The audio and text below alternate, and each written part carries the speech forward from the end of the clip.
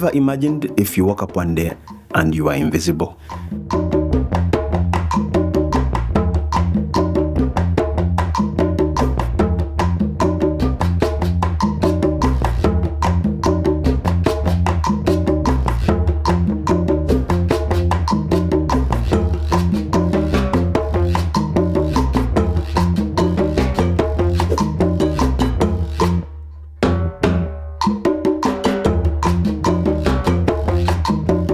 That's how you would look to the government if you were a citizen but you don't have a name. You have a name? Do you have a name? Do not be like Mweve. Visit a NIRA registration center near you to get a NIN or renew your national ID today. Welcome to Dreamland Hotel, where luxury meets convenience. Experience the perfect blend of comfort and sophistication at our premier hotel. Step into your home away from home, where elegance and comfort converge. Our spacious and beautifully appointed rooms and suites are designed to meet your every need. Relax and unwind in our tranquil accommodations, complete with all amenities to ensure a restful and rejuvenating stay. Hosting a business event? Look no further. Our hotel offers cutting-edge conference facilities that are sure to impress your guests. From intimate board meetings to large-scale conferences, our versatile spaces and professional staff will ensure your event is a resounding success. Dive into a world of relaxation and bliss at our magnificent swimming pool. Bask in the warm sunshine as you lounge by the water or take a refreshing dip. Our poolside oasis offers the perfect escape where you can unwind and soak up the serene atmosphere. Embark on a culinary journey at our exquisite restaurant, where flavors from around the world come together to tantalize your taste buds. From gourmet delicacies to local favorites, our talented chefs create culinary masterpieces that will leave you craving for more. Unwind and socialize at our vibrant bar and lounge, the perfect spot to enjoy handcrafted cocktails, fine wines, and a wide range of beverages. And let us take care of your every detail, making your time with us truly unforgettable.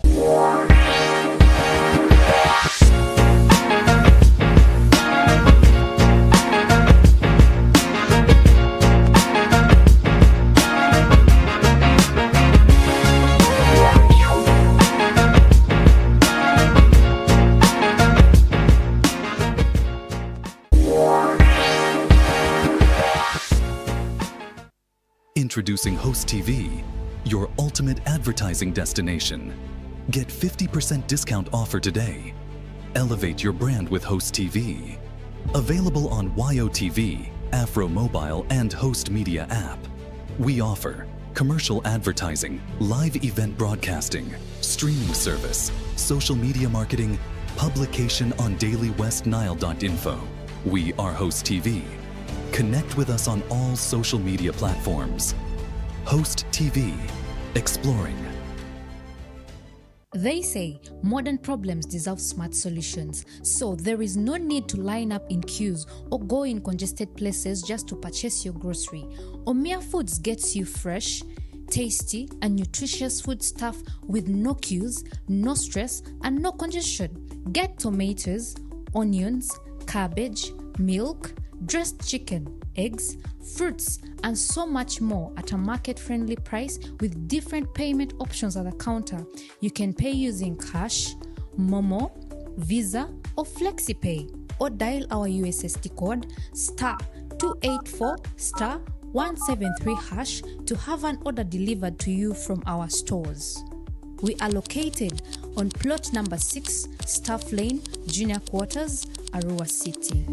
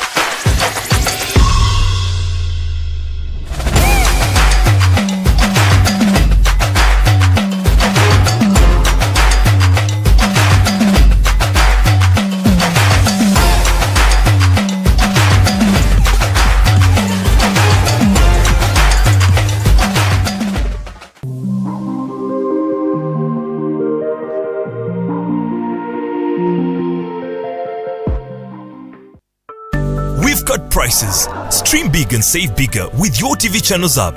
Enjoy your favorite shows, movies, comedy, local hits, kids content and sports for just 1,000 shillings daily plus a 4 GB data bonus. Better still, for just 2,500 shillings, grab the weekly bundle with 10 GB streaming data and a 3-day free trial. Don't wait. Download the OTV channels app now and take control of your entertainment. Pause, rewind, record, play anytime, anywhere.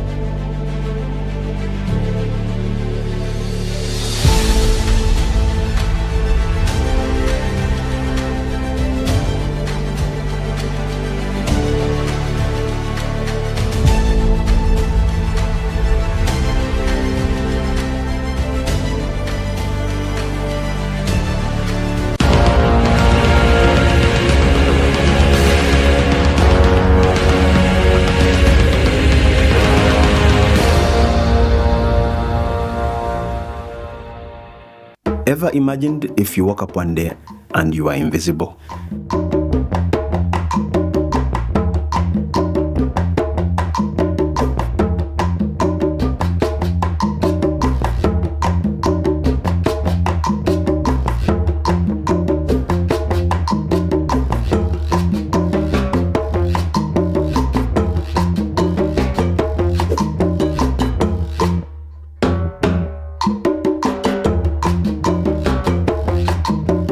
That's how you would look to the government if you were a citizen but you don't have a NIN.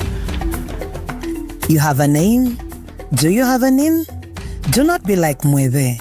Visit a NIRA registration center near you to get a NIN or renew your national ID today. Welcome to Dreamland Hotel, where luxury meets convenience. Experience the perfect blend of comfort and sophistication at our premier hotel. Step into your home away from home, where elegance and comfort converge. Our spacious and beautiful appointed rooms and suites are designed to meet your every need. Relax and unwind in our tranquil accommodations, complete with all amenities to ensure a restful and rejuvenating stay. Hosting a business event? Look no further. Our hotel offers cutting-edge conference facilities that are sure to impress your guests. From intimate board meetings to large-scale conferences, our versatile spaces and professional staff will ensure your event is a resounding success. Dive into a world of relaxation and bliss at our magnificent swimming pool. Bask in the warm sunshine as you lounge by the water or take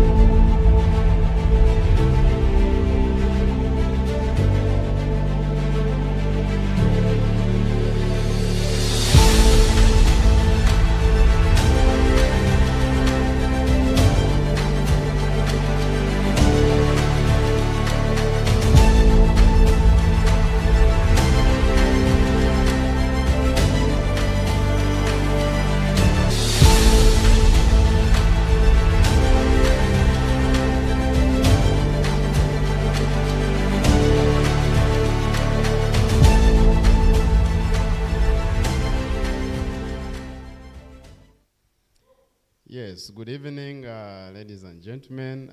Welcome to the Nile Power Bench Show. My name is Fungaro Jimmy, your host for this show. It's a very beautiful show that is going to cut across issues which are touching to the region and especially things related to politics and everyday life. So we're going to be tackling issues that are very paramount to this region and the country at large. And with me, I have a wonderful guest who is going to introduce himself.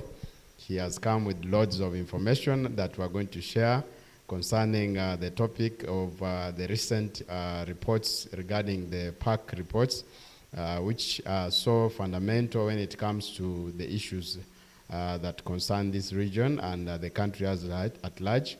So you're most welcome. Thank you. Thank you, Fungaro. Viewers, I'm Apeku Julius, an educationist around here, lecturing in one of our some of our local universities here, and it's a pleasure being on this show. Yes, you've heard for yourself. He has lots of information to give us. He's an academia, and at the same time, he's also a serious citizen when it comes to issues regarding this country. So without wasting time, we are going to give a bit of short break. There's a video about the recent reports concerning the park, local government reports, which you are going to watch. And then from that, we'll come back and continue with the show. You're most welcome to the Nile Power Bench Show. Thank you. How was that? Cool.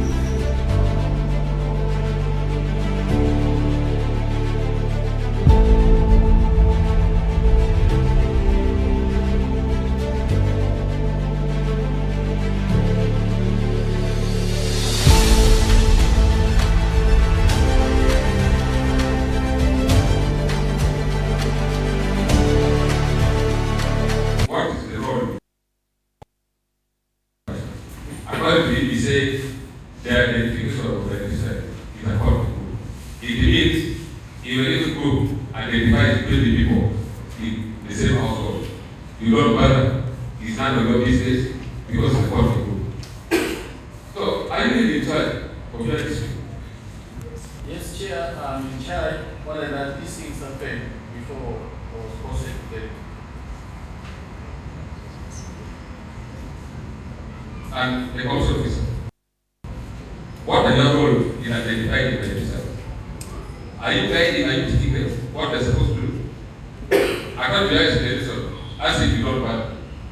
Whether 10 people from the same household selected is not going to be. For you just be a let every single one. Are you being serious? Youth and so on. Now they tell the enterprise groups to go and sit in a meeting, and that meeting is supposed to be like a public court, a public hearing, where judgments are fairly done, and it is the communities who know that this person has received, or this family has received, or has not received, and then we come and follow up through monitoring. We also organize barazas.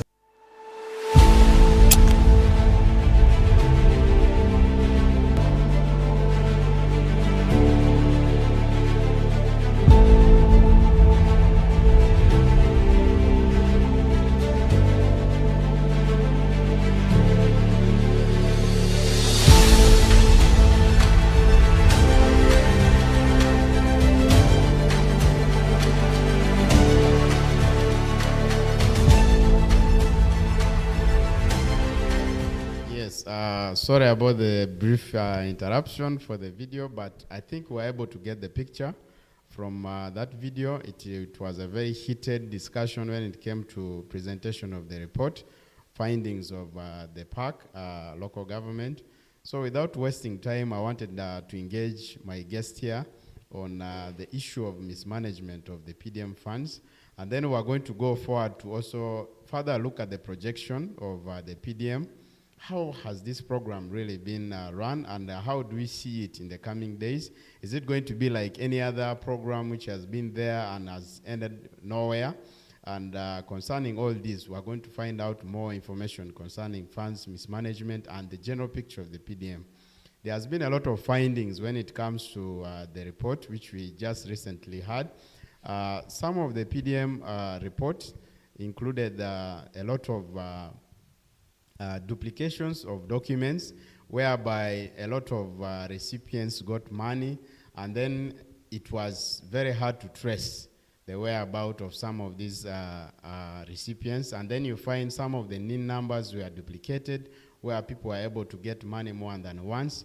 And there are also cases whereby some of the circle groups which were being presented, it who have been beneficiaries couldn't be located in terms of their offices and all that. So there's a lot which has been covering the whole report. So it is a very serious discussion. We would wish to uncover some of these details. So I'm going to engage my guest to give us a picture.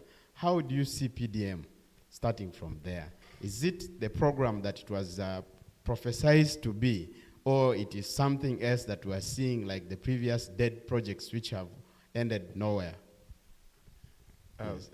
Thank you, Fungaro. When the idea of PDM came at first, it had its confusions. They say there's this PDM guideline that has been produced, and then there's another guideline that is coming in, and all that stuff. I want to say the confusion on PDM started right from its incubation. So you'd find that you are rolling a program to help the community. You see, this PDM, I want to say PDM is not the first community targeted government program that has ever come. Government has come with a lot of programs under the Poverty Eradication Action Plan. A lot of programs that have come, and many of these programs have failed. And I want to believe probably government should have learned a thing or two from the failures or hiccups faced in these programs, or deliberately chose not to learn anything from these programs, and probably chooses to use these programs as a tool for an intention that is not so well articulated or known by the persons who are supposed to benefit from this. Now, coming back to PDM, when you're rolling something that is looking at commercializing the economy, the local economy, you want to introduce the money economy, and the money becomes the main commodity of transaction. You want to uplift you want to uplift people's livelihoods through injecting money in the community. And you know how delicate money is. You have to train people on how to use this money. Was this done very well? The training bit, I had an interaction with a technical person running a cash-based kind of approach to helping communities overcome their socioeconomic hiccups. And this guy gave me a litany of steps that they had to take in order to make their program succeed. And I note for interest of for confidentiality and all that stuff, I don't want to bring their names in this public media. But then they gave me a litany of steps and issues and interventions that they had to do prior to injecting this money. It had to do with identifying the needs of these people, which I want to believe government did before the inception of PDM. It had to do with helping these people identify their own enterprises, where they think perhaps their skill sets and their inner convictions and how passion would allow them engage in. And then after that, they had to do an assessment to see if the market can support these enterprises to make it able enough to enhance their livelihoods so that they can be able to now afford basic household needs and other demands that are needed for a whole human being to have a dignified life. And then after that, they now started injecting this money. Would start, say for example, before we even inject the money, do you have the capacity to manage this money? So this capacity can only be assessed when you can start something small of your own. And then when we see that you have started it is working well, like they were looking at households. When they get these households, they pair the households. Say for example, 3 households would form one circle group. And money is given to individuals according to the number of individuals in this circle group, but it is reflected in the various households. And now when they see that these households have started their own enterprise in that circle, maybe little savings and all that stuff, and then they have identified business enterprises which they are either doing, or the ideas that have been given to them on how to come up with business enterprises has already started picking up. This is now when this partner comes in and puts some portion of the money. They would be giving monies around 700 something, which is close to the PDM 1 million. So this money would now come in this system, which is already running. But then PDM is coming in a system where you're telling people this money is supposed to be revolving. I want to believe PDM is a revolving fund. You're supposed to put it into business, and then later on, it regenerates itself, and what you get out of it, you use it to continue doing business as you get the seed money back to be given to another person in the same parish. So you'd find that PDM is coming in a system where probably it is being received by people who are not economically active. Somebody sees this money from the first instance as a bailout from their day-to-day hiccups. I've not been having food. Yes. Yes, I've not been having food. So this money has come. I'm going to start affording better meals. Okay. My child has not been going to school. This money has come. The school fees stress is done. Okay. I was even told some go up to the extent of organizing marriages with this money. So what do you think is the gap? Yes. Probably people have not been well enlightened, educated on how this money is supposed to be used. So whose responsibility is this? So that takes me back. Has government learned anything from the failures of the previous cash-based interventions they have brought in the communities? Very good or question. They haven't learned? Just to interrupt you a bit, when you look at some of the findings which the Public Accounts Committee was able to report, there were some projects which were lined up under the PDM project, but in their findings, these projects were nowhere to be found. They were non-existent. Just like you said, some of these funds which were being disbursed under the PDM, you find were being, either the projects were being manipulated with no real projects, or the people who have been disbursing these funds created ghost projects. So what could you say about that? In the process of starting to disburse these funds, what were the key issues which were supposed to be considered before these funds were supposed to be disbursed? Were findings done in terms of projects existence? Were they properly verified before these monies were disbursed?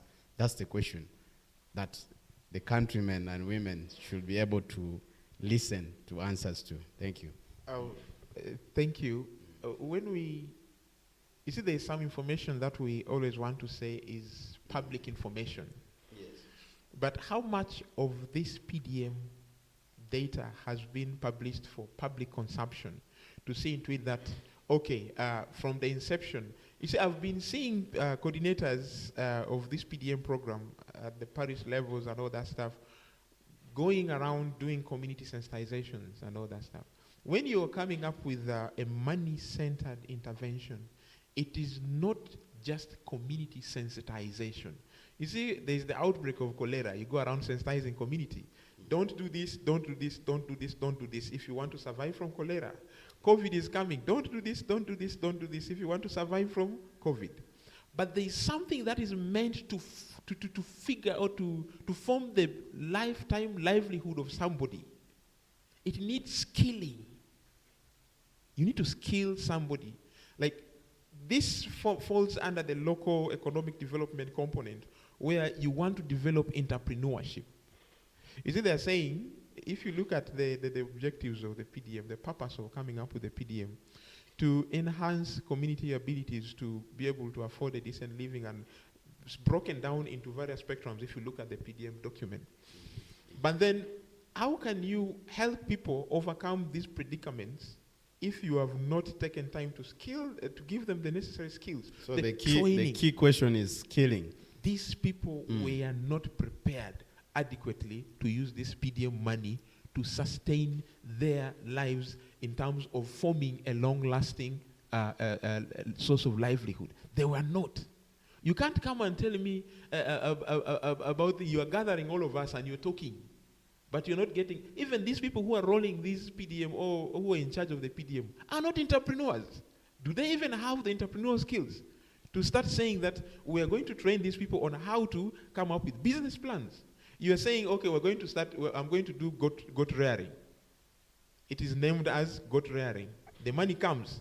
But have you taken this person through the nitty-gritties of goat rearing and how this PDM money could come in to sustain this enterprise, knowing that this enterprise should be an enterprise that is able enough to regenerate this money, that it is returned to the treasury for redistribution. Okay. So basically, these people are not trained into this. And somebody goes and puts a farm, maybe not even an acre, okay? Not even an acre, just as evidence that I tried to do something and it didn't work out. But what portion of this money went there? Did we do the feasibility study to see into that this enterprise can actually help us to get this money back? Let's treat government giving this money, let's treat government as a banking institution. Were they certain that the enterprises that were presented were enterprises that were enterprises that could actually help government to recover these monies? And are there enterprises that after recovering these monies, those enterprises would still continue sustaining themselves? Or they are just for purposes of accountability? So you're going to find that, I want to believe, 70 out of the 100% beneficiaries of this PDM, I want to believe, I've not got the exact statistics, have not realized the benefit of this money.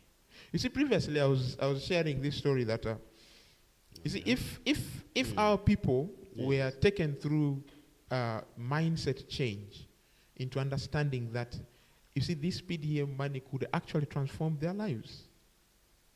Say, for example, 1 million is a lot of money. It's a lot of money. For a common citizen. Exactly. I'm meant to believe. Look at these market vendors. What is their capital? Somebody is moving with onions, tomatoes, and every time, and is feeding from there. And this thing does not die out. Is paying a child from there. Is using it as security to get some soft loan, maybe 200,000 and all that stuff, to continue sustaining it, and is still paying back this loan. You get it? Yes. They are convinced that this is their enterprise, and they need to uphold it. If it dies, their family is dying. Do we bring in that sense of necessity, ownership, and ownership in the use of this money, so that it is not just government money that comes, as would always say, it is government money, let it come, eat it and clean your mouth, ask for another one. You get it? If I can interrupt you a bit, one of the things which I was able to personally get from some of the beneficiaries, someone who could tell you that this is our time. Campaigns are nearing, they are giving us 1 million, this is our share of the national cake. Look at this. So I think when you give us all these details concerning preparations of how people are supposed to be mentally prepared and with the right skilling to put people in the right position to receive this money in order to make proper use of it.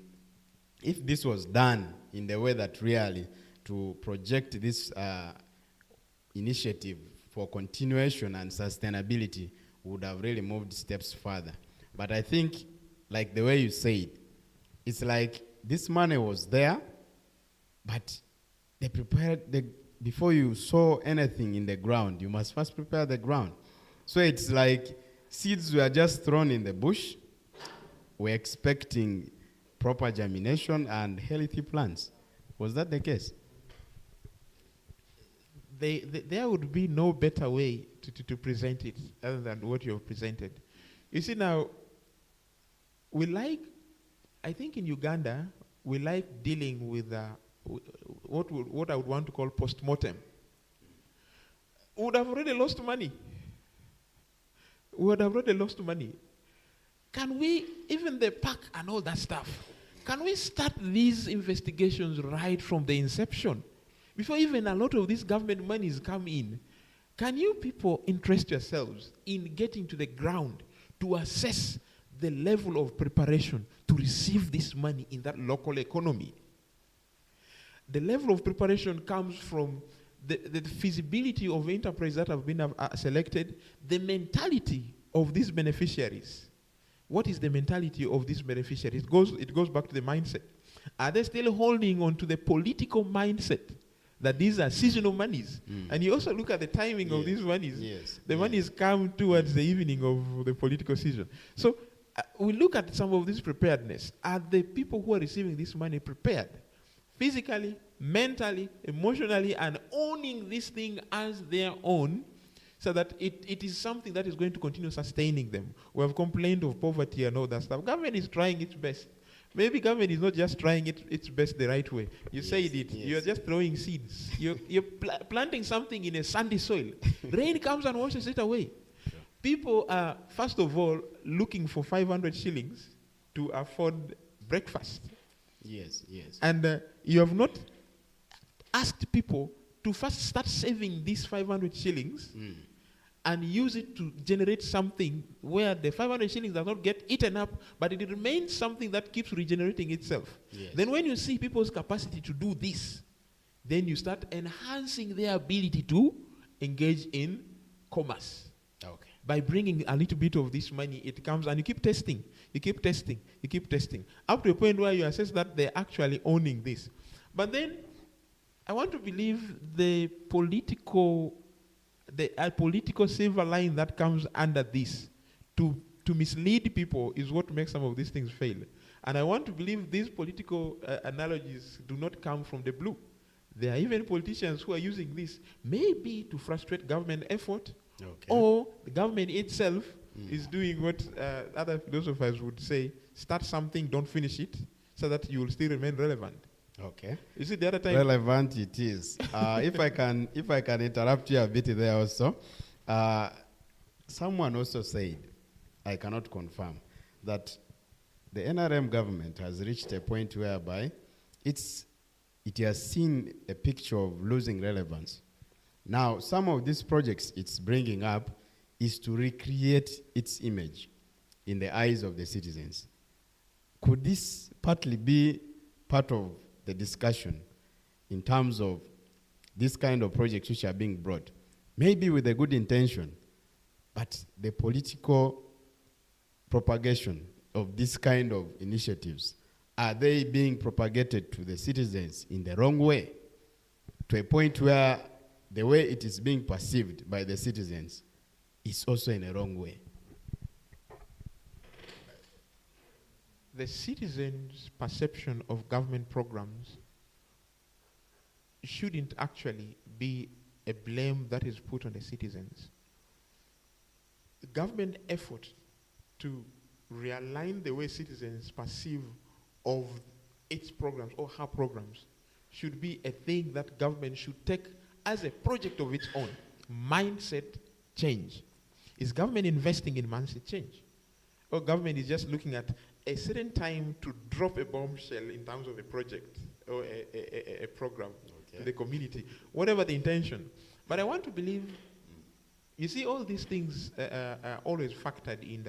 I think PDM is a way of progressive implementation of the just ended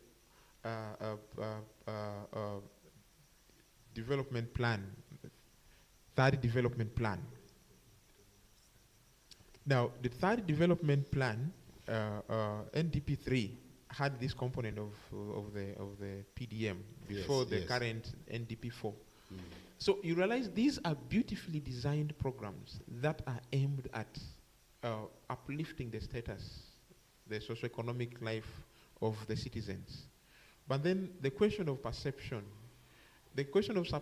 is shaped by the government approach to implement or roll out these beautiful programs.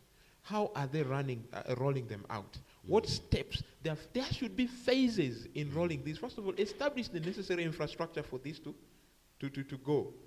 Is the policy infrastructure supportive? As we had said the other time on the Saturday show, there are Indians moving down there with the products that would have been sold by the local people using the PDM money. And then the road connection to the road connection to these people. Maybe most of us are agrarian. The road connections to these people, are people accessible? Yes. And are there market linkages? Now there's technology coming in. What is the technological infrastructure that we have put in to support this? So even in the PDM design, these things are well streamlined, that for it to succeed, we need to put A, B, C, D in place. And then the technical ability to run these programs. Yes. You're not going to trust maybe parish chiefs, the former Mukungus. You're not going to trust them entirely to run these. Some of these people have not even had, I think it is just recently that they have been pushed to pursue diplomas and the bachelors and all that stuff. Someone is a senior 4 graduate. So you see, some of these things affect the quality of programs that you implement. Okay. So basically, there is a lot that government needed to do before putting this money there. Otherwise, it becomes like a risk. It's a bait. They're not even sure, given the existing infrastructure, that this thing is going to yield what they had planned for it to yield. But they're just dropping it there. If it may yield, it may not yield. Let's give it a try. But at the end of it all, we will say, we did something, you people did not make sense of it. Yes. But then did you prepare us to make sense of this? It becomes and the a very citizens big, are not to blame. Exactly. Now you are saying you are saying that there were ghost beneficiaries. Yes. Did government put in systems to track? Very good. That. In fact, when we come back, we shall be having a short break. But when we come back, there's a lot to discuss, especially about the duplication of documents. The question we're asking, are there beneficiaries behind the whole thing? All these duplications which are happening and the misinformation which is regarding documentation of this, the returns and the disbursements which are being issued out to the different citizens who could not be traced. Others who are able to be traced were found to be using the same NIN numbers over and over again. The question we're asking after the break, are there people benefiting from this? Are there people beyond the ones who are supervising this project that are actually benefiting from this kind of misreporting? That's the question we'll be asking. Thank you so much. Continue to follow the show.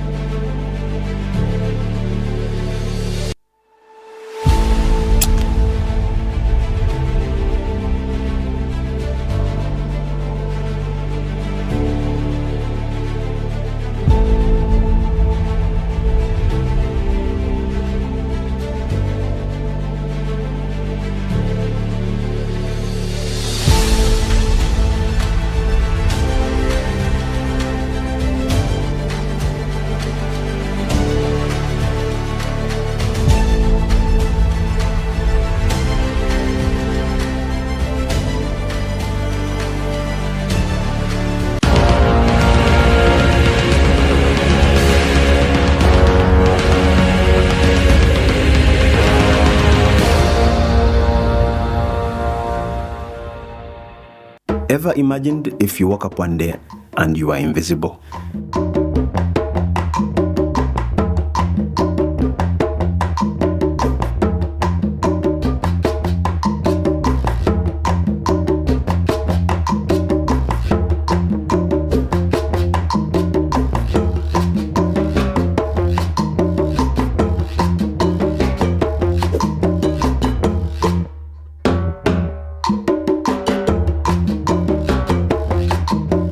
That's how you would look to the government if you were a citizen but you don't have a NIN. You have a name? Do you have a NIN? Do not be like Mweve. Visit a NIRA registration center near you to get a NIN or renew your national ID today. Welcome to Dreamland Hotel, where luxury meets convenience. Experience the perfect blend of comfort and sophistication at our premier hotel. Step into your home away from home, where elegance and comfort converge. Our spacious and beautifully appointed rooms and suites are designed to meet your every need. Relax and unwind in our tranquil accommodations, complete with all amenities to ensure a restful and rejuvenating stay. Hosting a business event? Look no further. Our hotel offers cutting-edge conference facilities that are sure to impress your guests. From intimate board meetings to large-scale conferences, our versatile spaces and professional staff will ensure your event is a resounding success. Dive into a world of relaxation and bliss at our magnificent swimming pool. Bask in the warm sunshine as you lounge by the water or take a refreshing dip. Our poolside oasis offers the perfect escape where you can unwind and soak up the serene atmosphere. Embark on a culinary journey at our exquisite restaurant, where flavors from around the world come together to tantalize your taste buds. From gourmet delicacies to local favorites, our talented chefs create culinary masterpieces that will leave you craving for more. Unwind and socialize at our vibrant bar and lounge, the perfect spot to enjoy handcrafted cocktails, fine wines, and a wide range of beverages. And let us take care of your every detail, making your time with us truly unforgettable.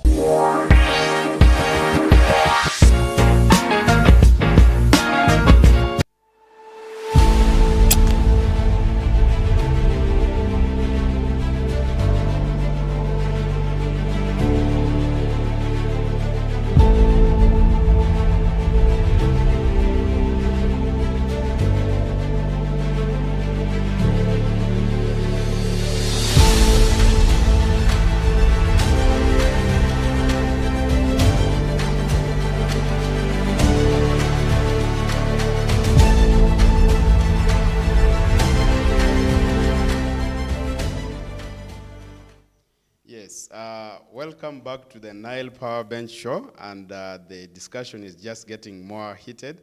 So back to the question, who are the big fish behind the whole duplication and misreporting concerning the beneficiaries of PDM project?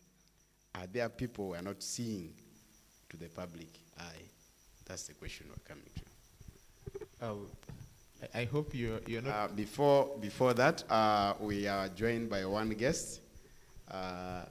You're most welcome. Thank you very much. And I think I'll give you the privilege to introduce yourself. I like that, yes. Oh, okay, please. Give us your... Yes.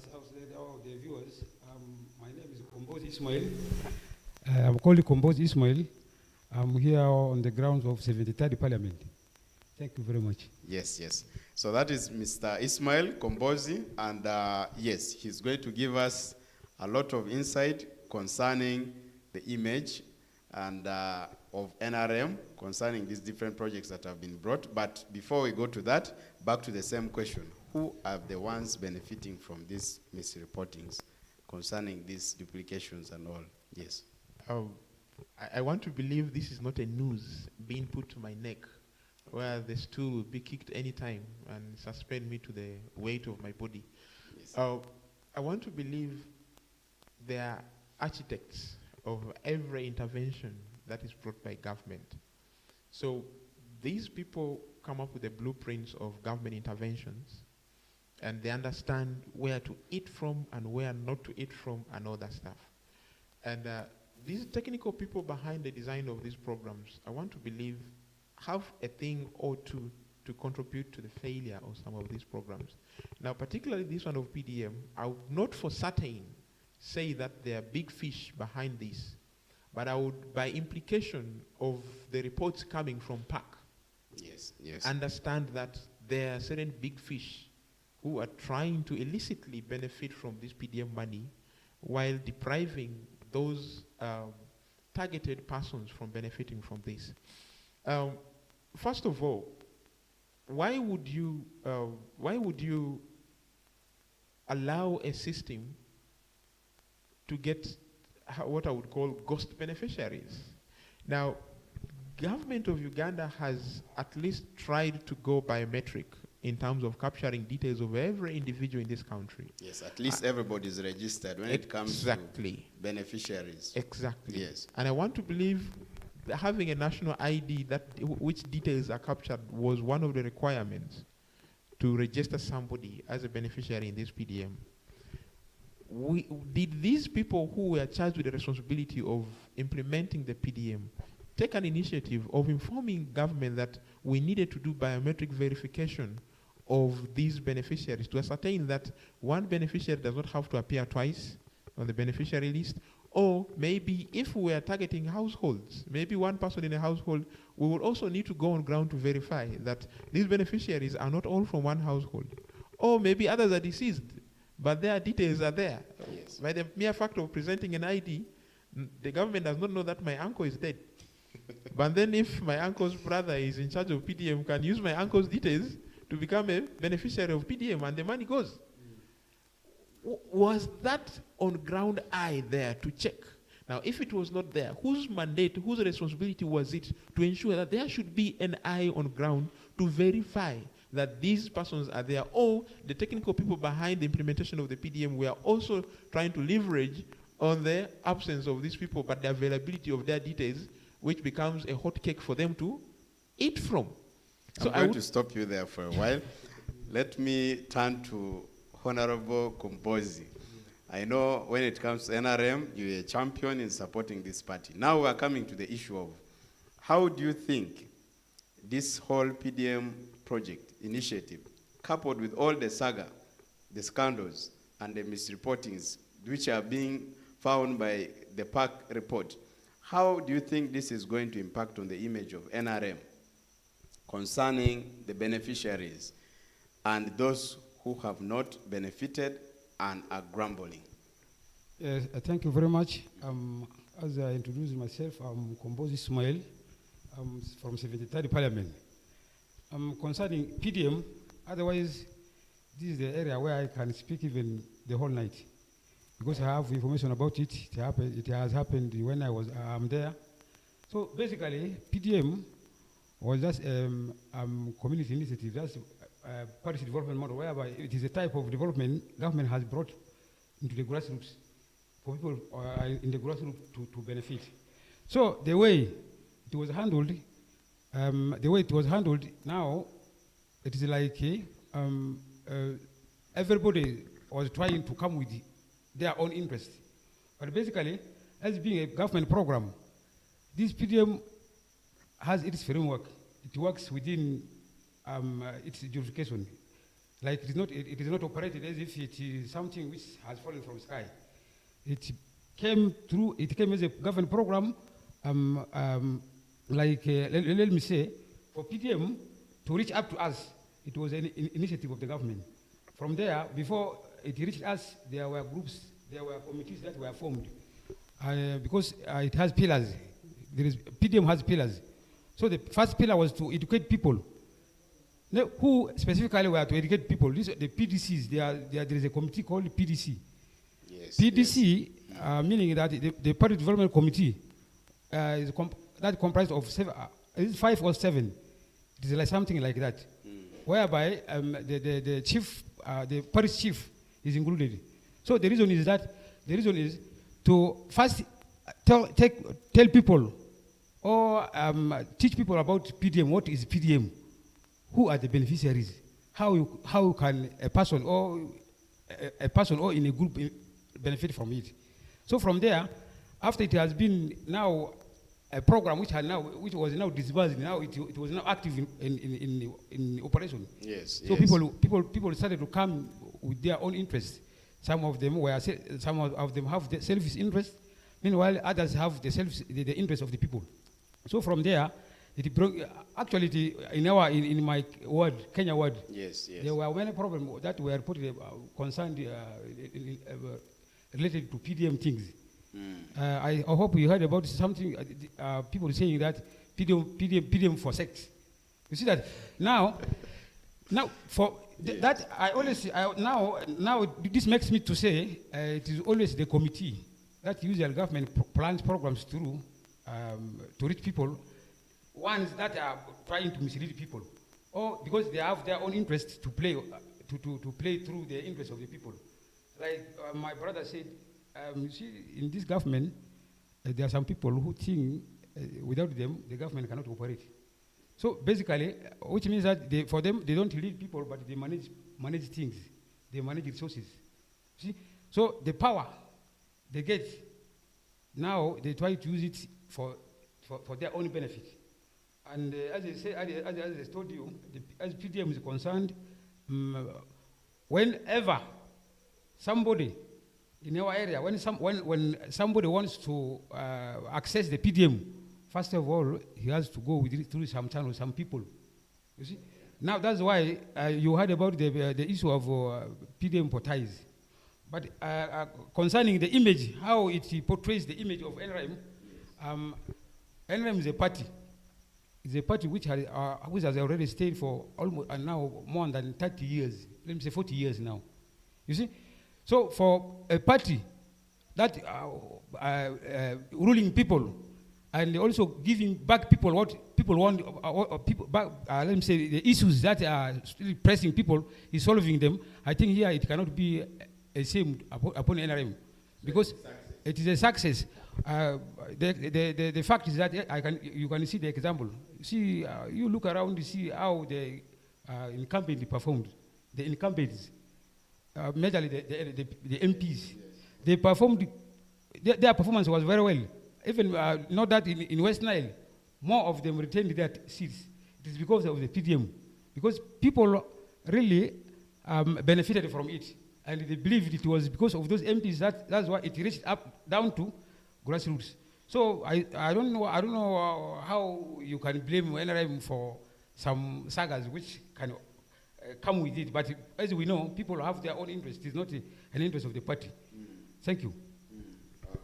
So with that, we have heard from Honorable Kombozi concerning the image of the party. He is very sure that the party image remains up there and it is positive. Yes, yes. That's what I meant to understand. But then, apart from that, we are going to go further to unpack some of the issues which were included in the Public Accounts Committee report.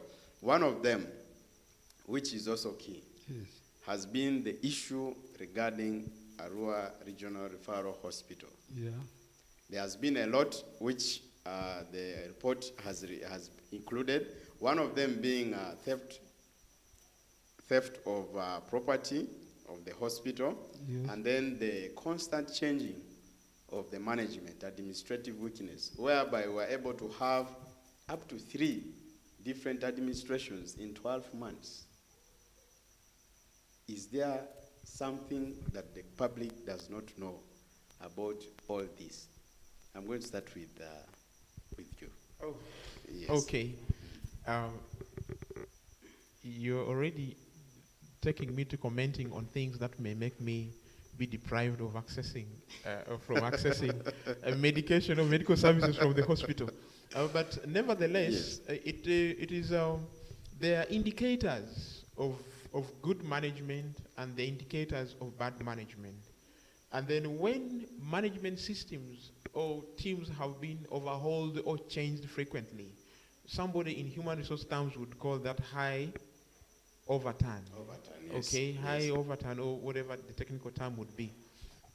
These could imply that there are systemic inconsistencies.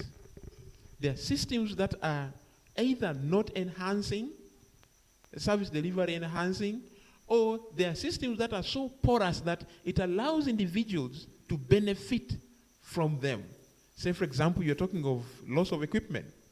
Now, if there is good inventory or record of all hospital equipment, and there is somebody who is charged with the responsibility of handling these, and there is a body that this person is accountable to, and that same body is accountable to another, I want to believe these systems are there.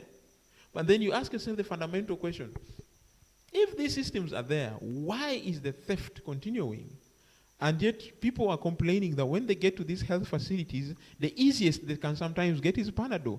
Or you are referred to a clinic or a pharmacy, a specific pharmacy, to go and access some of these medical services. Just to remind me there is the aspect of drugs going on expiry.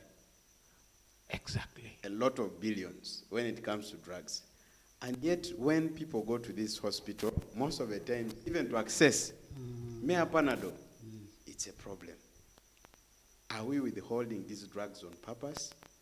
Is there someone having a bad intention that the public must lose this kind of very important resources, which are being bought, by the way, by public taxpayer money? So, is this all attached to the bad administration? And let's not forget the aspect of the ambulance which was stolen. And the issue has still remained pending. Yes. With that, you'll give us a bit. I will come back to Kombozi. Okay, yes. Thank you very much. It keeps getting trickier and probably also interesting at the same time. But first of all, these are, when you look at the local security, you not want to expect Ministry of Health to come and keep overseeing activities or affairs at the regional referral hospital here. It has its representatives. There is an entire hospital administration. And who vets this hospital administration, or who appoints this hospital administration, who constitutes this hospital administration that is supposed to oversee the day-to-day running or administration of the hospital? Now, these are the first layers of accountability, of persons who account to the system, to the ministry, on the performance of this, maybe to the district or regional health systems, I don't know. I'm not so much well versed with the health infrastructure. But then you realize these are signs that there is a rot. Now, who orchestrates this rot? Sometimes we want to blame the hospital system. One time I was with a civil servant who was telling me, you see, sometimes government releases funds when the financial year is ending. You may receive 3 billion for activities that you have planned the entire time, and this money is in the system. You cannot exhaust 3 billion in 1 week, where when it reaches that 1 week, the accounts are closed, pending reopening in the next financial year. And they assess your performance based on how much money you use to deliver services and all that stuff, and how much was left. Sometimes the budget that is brought back to you is less by what you did not spend. And was it sent or was it dispersed earlier? So these are some of the things. If we're saying drugs are expiring, I've not seen a day where the hospital is empty of patients. Patients are always there in the hospital, meaning the availability or presence of these patients means the need for drugs. And I would not expect that drugs getting expired. Is it that hospitals make these requisitions early and the ministry fails to distribute these drugs timely, and then maybe these drugs are into the logistics delays, and these drugs are just released for purposes of accountability that we sent drugs to that hospital, and then they follow up immediately to the hospital to find out whether these drugs were used, and we find they are expired drugs, or these drugs are withheld by our own doctors and medical practitioners here and not given to people. So there's a lot of questions that we need to understand here.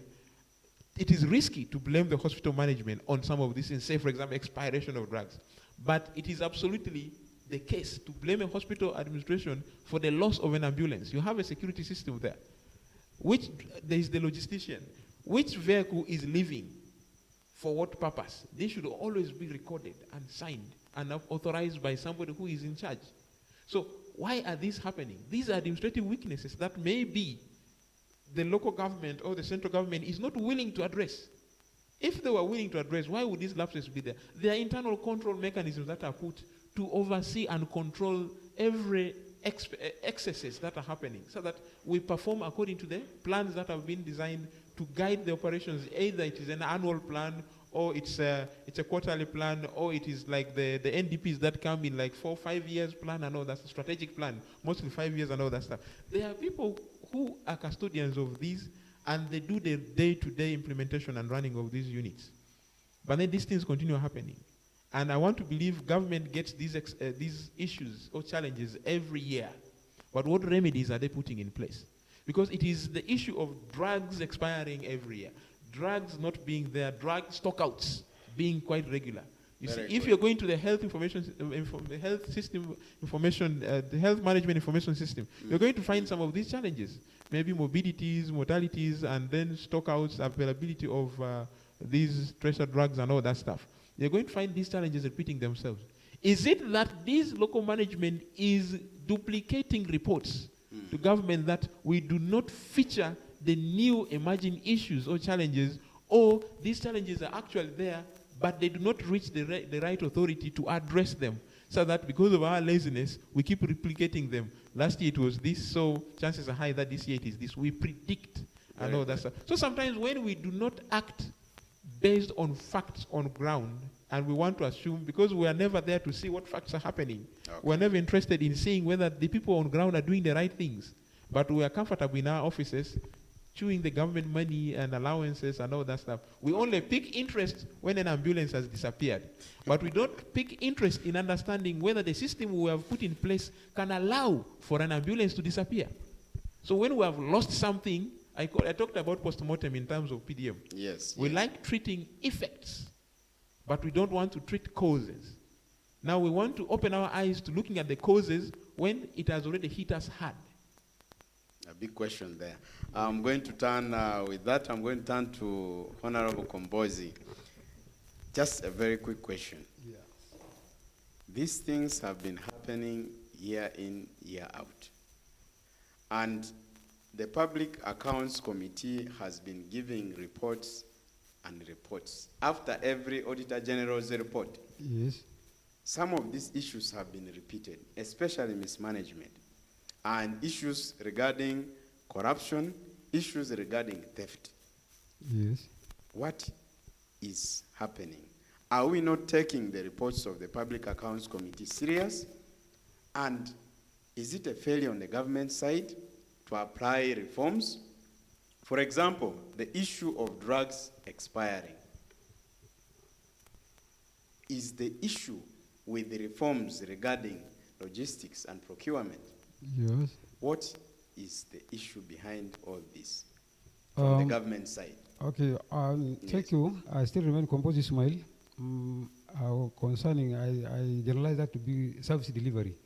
Concerning service delivery, actually, it is not only the efforts of those who are managing it to make it reach people or to make it be used in time.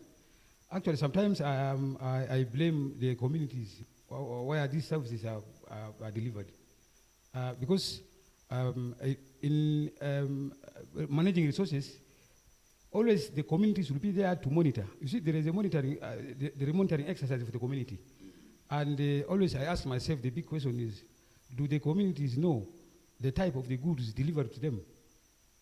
Do they know how good that type of good delivered to them? Are they aware of the state? Are they in a good state, bad state, or what? They don't know. How much they don't know. Otherwise, as I was trained, because I'm somebody who's trained. I attended the workshops. Yes. So basically, concerning local governance, I have some information. Yes. Now, for us to always to blame government for the services that it provides, also going also not benefiting people. I always believe myself for that, because as I told you, there is a way whereby people will always know what exactly is delivered, is provided for them as a service.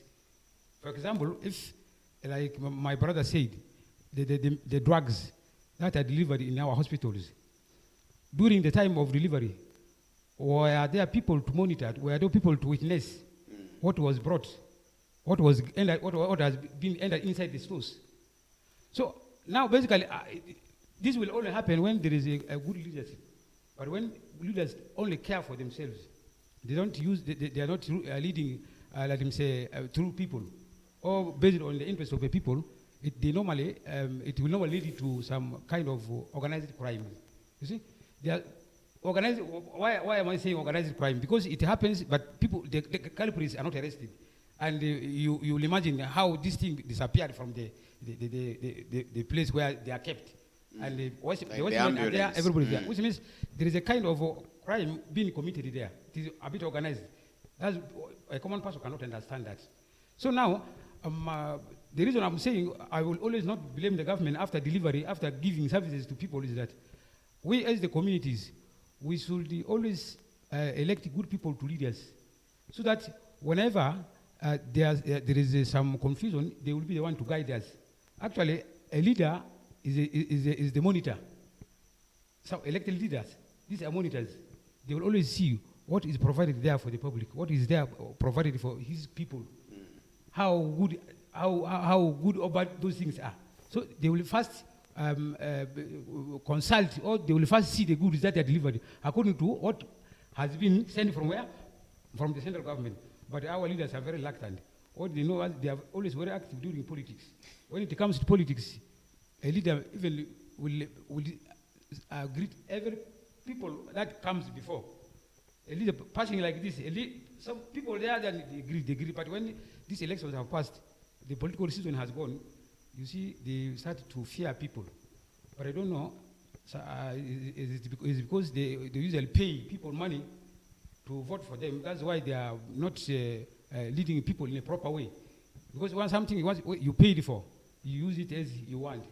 So for us to make sure services that our government provides as service delivery to our communities, we should also be aware. We should also be informed that things that reach us are as they were sent. How can we do that? First of all, the officers we can go through. You cannot. You will either do it individually or in a community. You see, like a group associations here. We have associations in everywhere in this city, community-based organizations. Why can't we use those platforms those organizations as platforms to advocate for people, to advocate for good service, to advocate for advocate against corruption? Because there are procedures. Once you are in community, you are from an informal community, you will know where to start and where to end, because there are procedures you will follow. First of all, you will know who you are going to ask in case such services are mishandled. They are not handled in the way whereby they can reach to people. You should know who you are going to ask. Of course, it is our leaders. For our case here in the Central Division, we have the Central Division, we have the city, and we have the councillors. So this, going that way, it will make, sometimes it will make the managers, those who are managing the services, aware that people are informed. Once we mishandle this or we mismanage them, they will come to ask us. But our people here in Erua, they don't mind about that. Okay. What they mind, what they're always about. I wanted to ask you, based on that, who is supposed to train these people to improve on the vigilance in terms of monitoring these services? Yes. Because you pointed a very good issue, whereby you said, when you look at our people, most of the times, they are less concerned. That is it. Until when, like my brother said earlier, when things go bad, then that's now when the postmortem becomes serious. Yes. But who is supposed to train these locals to become vigilant in observing these services, so that they hold these people who are public servants accountable? Yes. People who, let me say organizations, we have organizations here, NGOs. You see, the government has given a mandate for NGOs to operate in our area. And basically, their areas of operation will be where there are challenges. Now, to me, I'm from 73rd, and 73rd is doing that.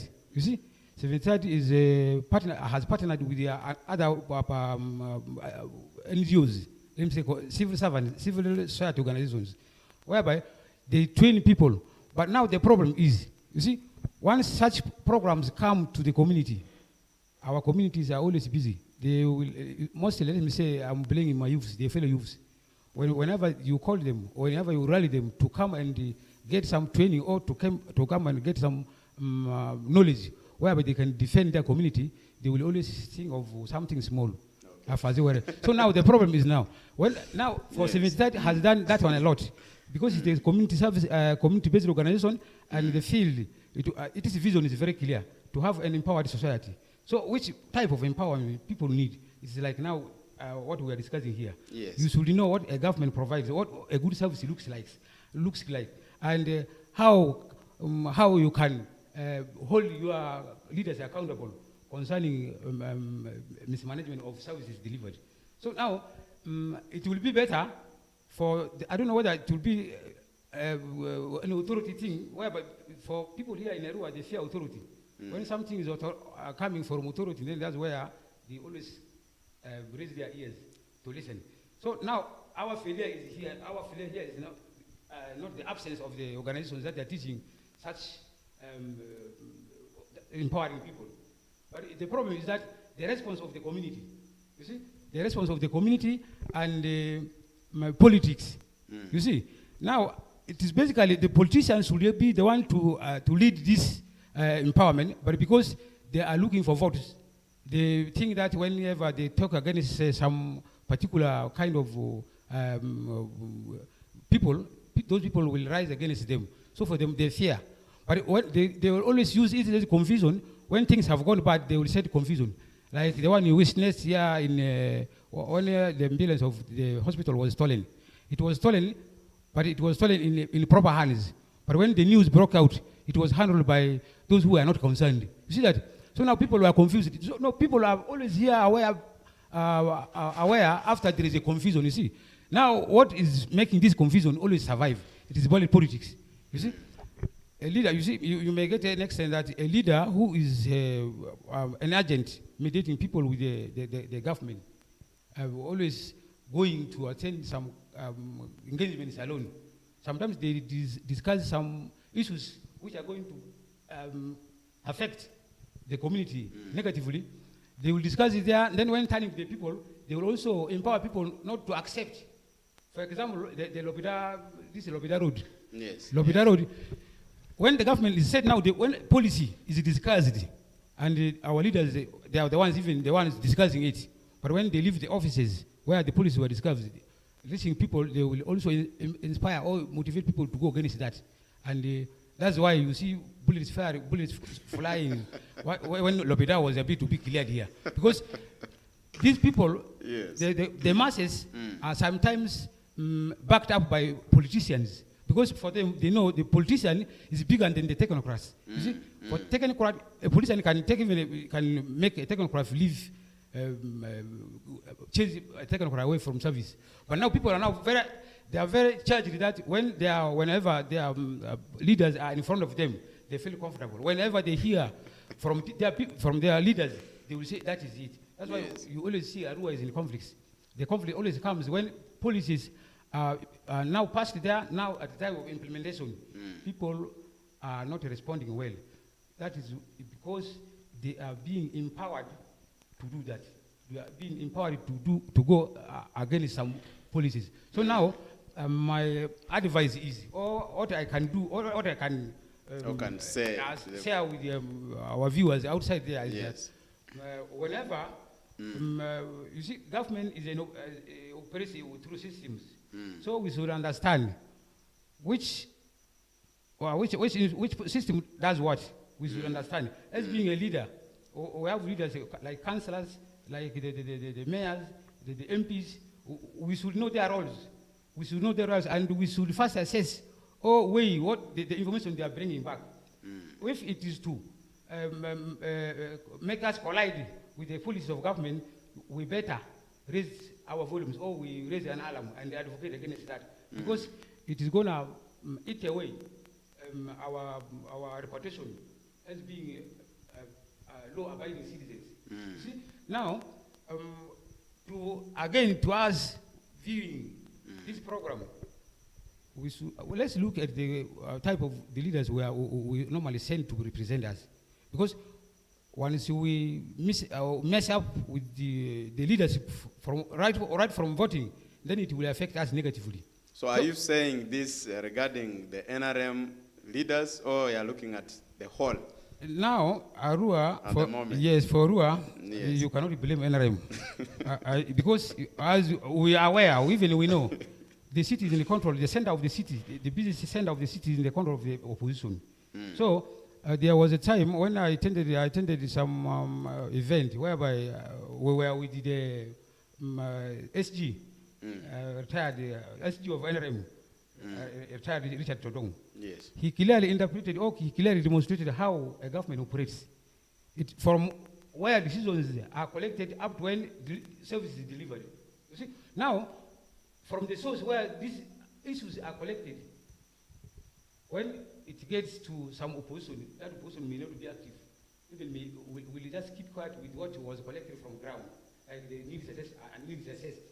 Sometimes he was like, let me go through his narrative.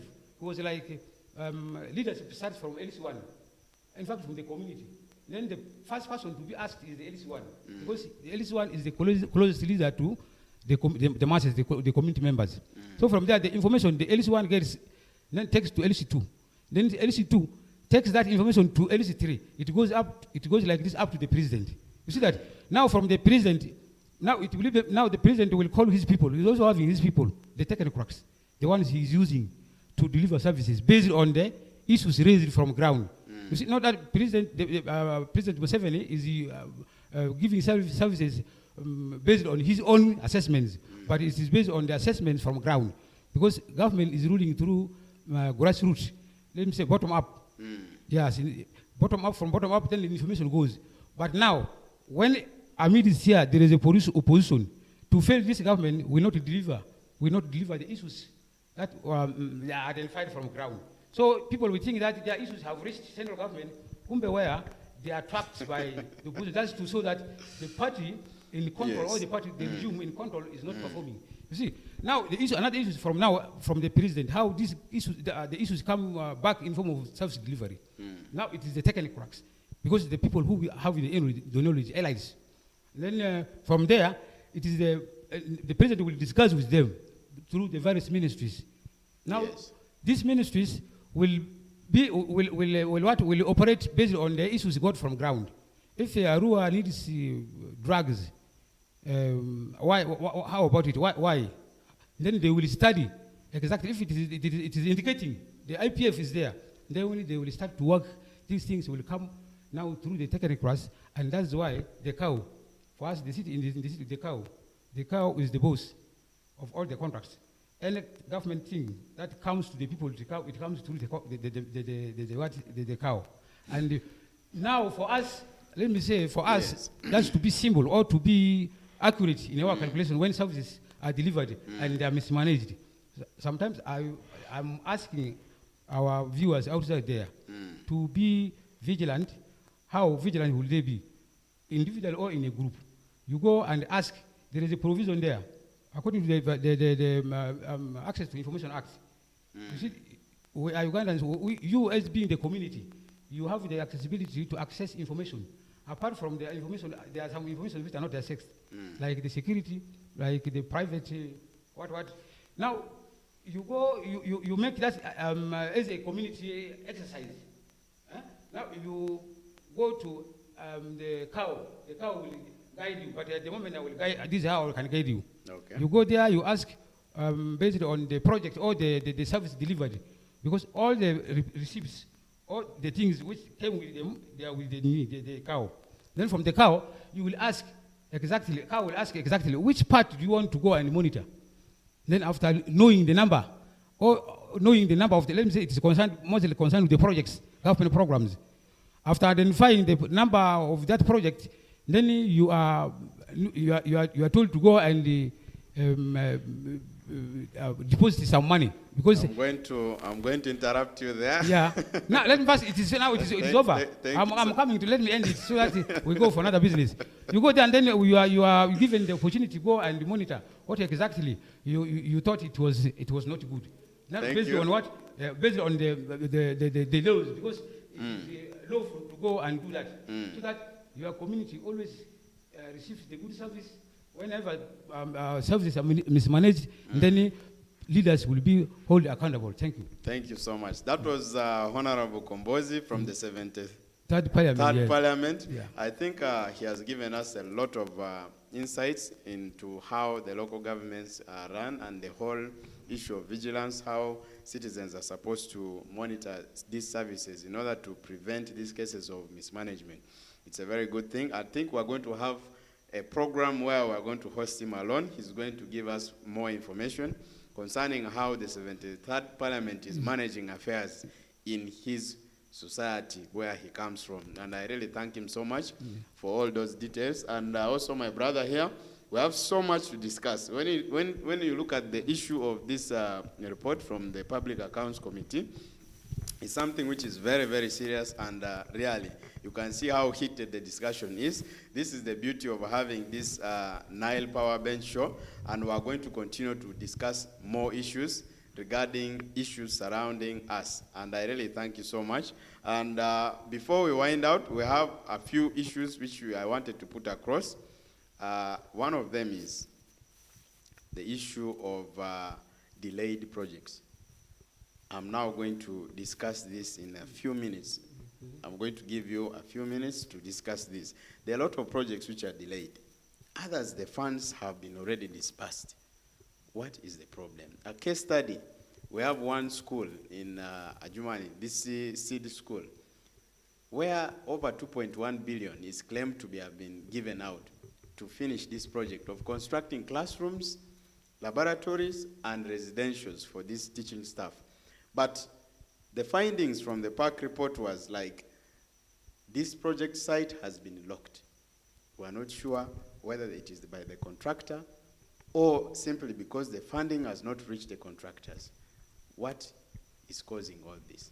I'm going to give you a 2 minutes or so. I thought you give it to me because I'm having some critical points here. Okay. Yes. 1 minute and we proceed. Yeah. Yes. Now, concerning these programs, like you say, the delays in the services provided, or the programs that are targeted to the communities. You see, I have some life example. It is from, I'm from Kenya Ward, Club Cell. There was a program called Urban Cast for Development. I think you are aware about that. Yes. Now, this program was initiated by ILO.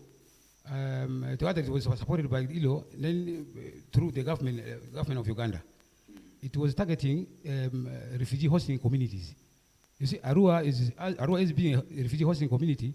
It was also selected. So from here, Central Division was selected to benefit from this program. Do you know what now happened and why sometimes these programs are delayed? You will get it from the narrative I'm giving you.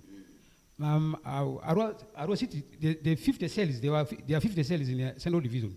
So all these 50 cells were to benefit from where? From the program I call the Urban Cast program. So now, the issue now came. Out of the 50, 47 cells were selected to benefit. You see, now leaving the other 3 cells out. Now, we were like, why? If we are also, they did not know that people like us are in the cells eliminated it. So I came out to start with the people. I asked, what is happening? Because the Urban Cast was targeting the whole community of Arua, the Central Division. And we are part of Central Division. Why is that they are only selected 47? So from there, people started saying that, they started discussing, they had meetings, but but the funds did not reach them. So I began to advocate. You see, now, listeners, viewers, you should now get serious here. So, so that next time, if it happens in the area, you cannot fear.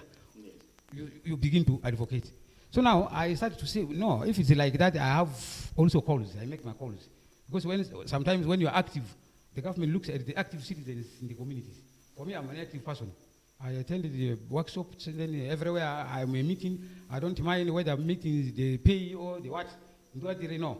For me, I'm going to learn. So from there, I started the advocacy. I went up to where I can best start it. I started from LC1. So that LC1, some LCs are getting money. So why only our cells? So I combined the 3 cells so that the advocacy looks bigger. So from there, the LC directed me saying that, no, it's problem with the parish chief. Yeah, now, yes. It's the problem with the parish chief. So I went up to parish chief till I went up to where this project was contracted, or where it came from. It was from the CBO, the CDO Arua City. Yes. So now from there, I started fighting. Kumbe, these people, sometimes they are using the money for themselves. They are using this money to first do some business. From there, and then if they once they make the profit, then they will see that now your program is coming. Always your program is coming. So from there, I was very hard. I took it very serious as it was personal. I went up to CMY. I went everywhere. These people were brought in front of authority. That is when, until this CDO explained to us that they tried to change the project our community selected. So they are trying to work upon it, but the project is costing bigger than the money. It was 17.5 million per cell. Yes. So they're like, the project was selected, the cost is bigger than what is the, then they are trying to take this back to where it came from, so that now we see that yes, so that those people can increase something. So now, certainly, let me say, it is not sometimes the technocrats, the government, the implementers. The implementers. But it is those people who are handling these projects where at the community level. You see, they have also interest. Now it is those selfish interests they have that is always sometimes delaying people to access their benefits from any project. I'm going to pause you there. I'm going to pause you there a bit. Before we close up, I'm going to give chance. One thing which I was able to get from there is that sometimes these funds are first used before they are later brought to really come and execute the projects which are on ground. Yes, what can you say about that? Delayed projects. We have only 1 minute to go. Thank you. I think I'll be able to summarize in those 60 seconds.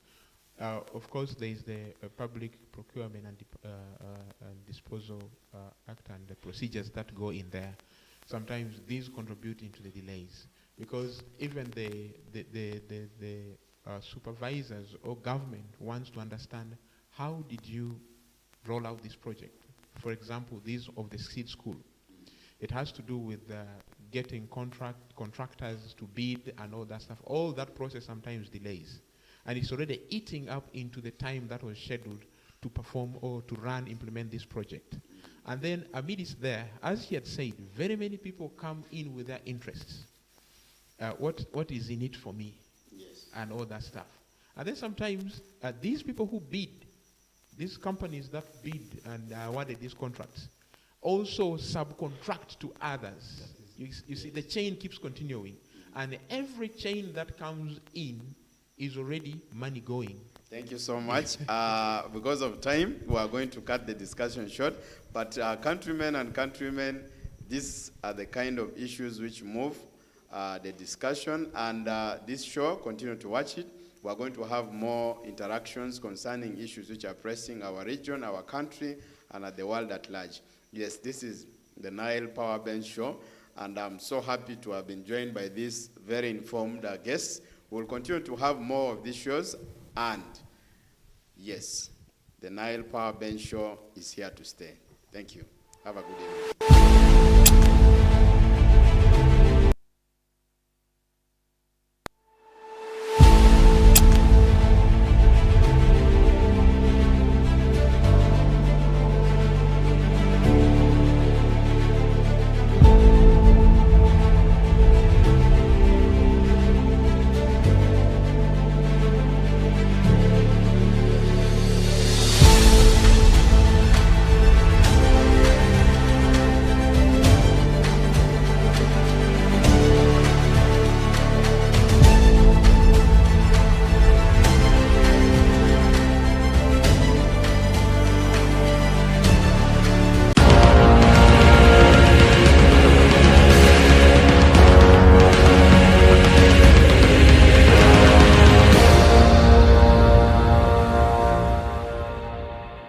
Ever imagined if you woke up one day and you are invisible?